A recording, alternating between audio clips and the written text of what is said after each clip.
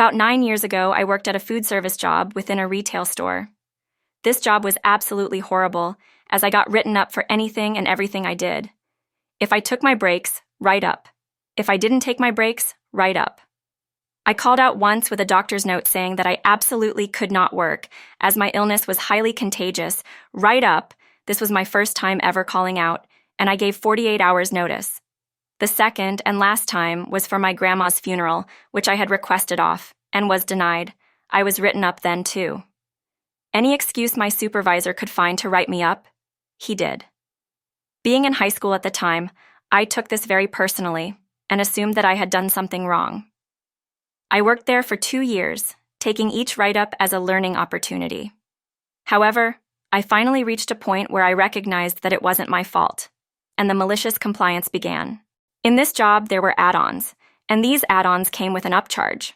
I had customers complain to me constantly about not wanting to be charged extra, but normally they would just pay it and move on. One customer, however, refused to pay for the add-on, but wanted it anyway. I pointed to the sign which said that it would cost extra, and tried my best to politely explain to her that I can't give it to her without charging her. She demanded to speak to my manager. I happily called the manager over, as at that time the leader was also my area supervisor.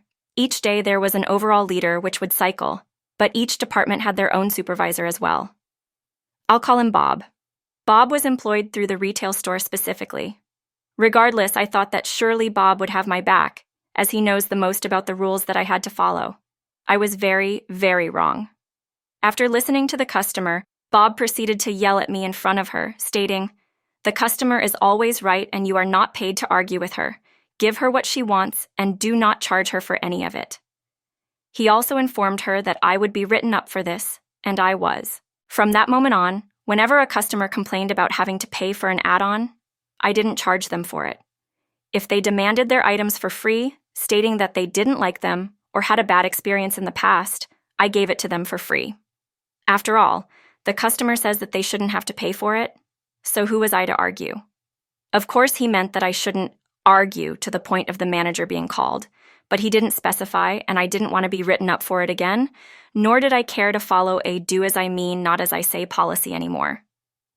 It didn't take long for the people who worked in the actual retail store to learn that they could also get add-ons for free if they complained about it, as at the time that they were ordering, they were technically customers. Since each add-on cost between 60 cents and $1, and most customers wanted more than one add-on, the company was losing an average of $2 to $3 per transaction on the add-ons alone, not even considering the customers who got their entire order for free. Of course, $2 to $3 doesn't seem like much, but it was enough to catch the attention of my district supervisor, who I will call Anne.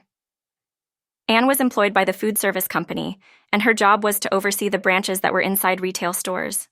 Anne was very nice and respected the employees who worked with her company, regardless of if they weren't employed directly by her company, as was my case.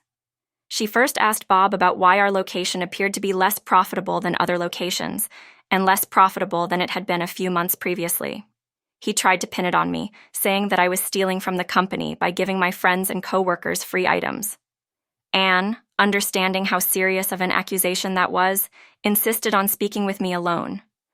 I expected to be fired, but she instead asked me why profits had gone down.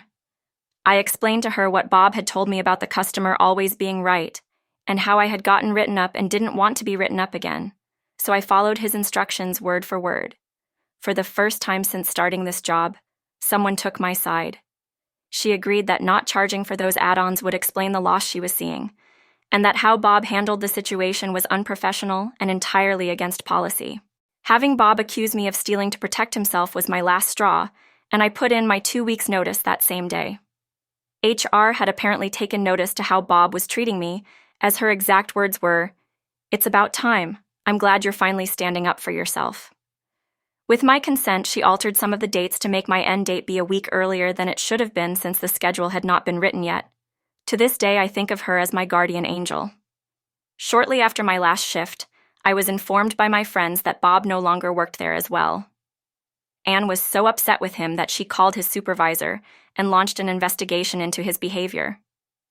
As it turns out, I was not the only one he would write up without a legitimate reason. They were also incredibly upset that he directly caused an unnecessary loss in profits. He could not blame me for it, as it was his words, and many people corroborated that he had said the same to them at one point or another. I was just the first to maliciously comply with his request, thus bringing his behavior to the attention of someone in a higher position than him. He was fired, effective immediately.